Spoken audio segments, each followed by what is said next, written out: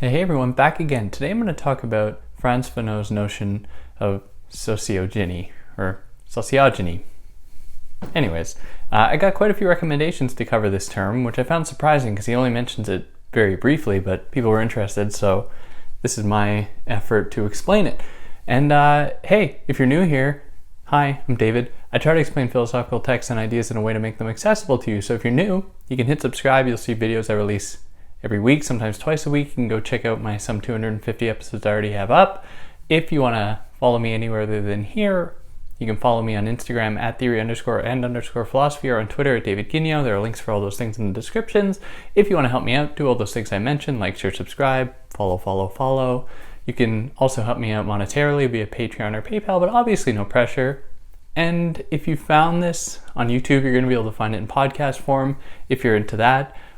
Pretty much anywhere you get podcasts, I should add, or if you found this in podcast form, you'll be able to find the video on YouTube if you're into that. So yeah, without further ado, let's jump into this important term. Now, sociogeny comes out of black skin, white mask, which I've covered in its entirety on this channel that you can go and check out if you wanted to. And this term, to put it really simply, is an effort to understand the ways that social factors contribute to one's psychology. Now, specifically in the context that Fanon writes about, he writes about the ways that racism produces real psychological impacts or effects on black people. Now, Fanon is a trained psychologist and psychiatrist, so he was very much within that tradition of looking at people, engaging with people who had psychological illness and helping them through it. Now, many of his colleagues, and we get this in the psychoanalytic tradition certainly, stopped there. That is, they would just look at individual people's ailments and seek to treat those individual people's ailments. So it would just be like treating symptoms, not actually treating the cause. Now, what Fanon sought to do was to say, okay, I am seeing these recurring psychological ailments among black people. Now, some of these would include feelings of inferiority to white people.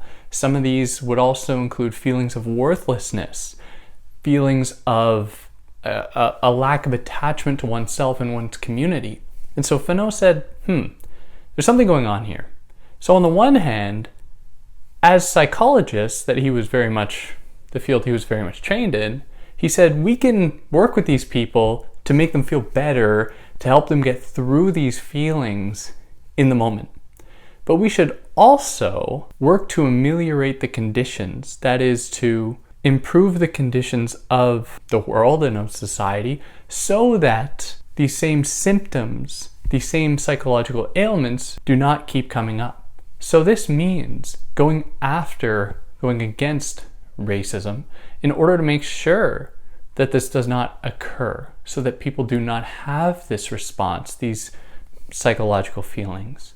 So he's proposing then a dual approach, one that will engage with individual people, because he suggests that if society were to just change like that, and one day racism is just done, the psychological harms from histories of it are going to remain. So he suggests we're still going to need psychologists and psychiatrists to work with people and help them get through this.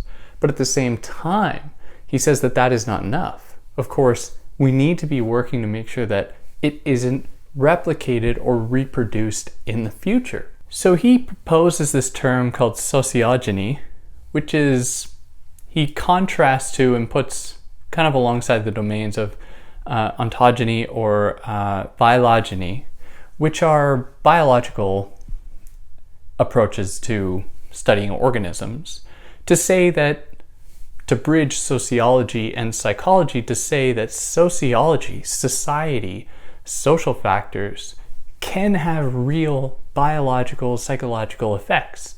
Hence the need to bridge the two, bridge society with psychology, and hence sociogeny.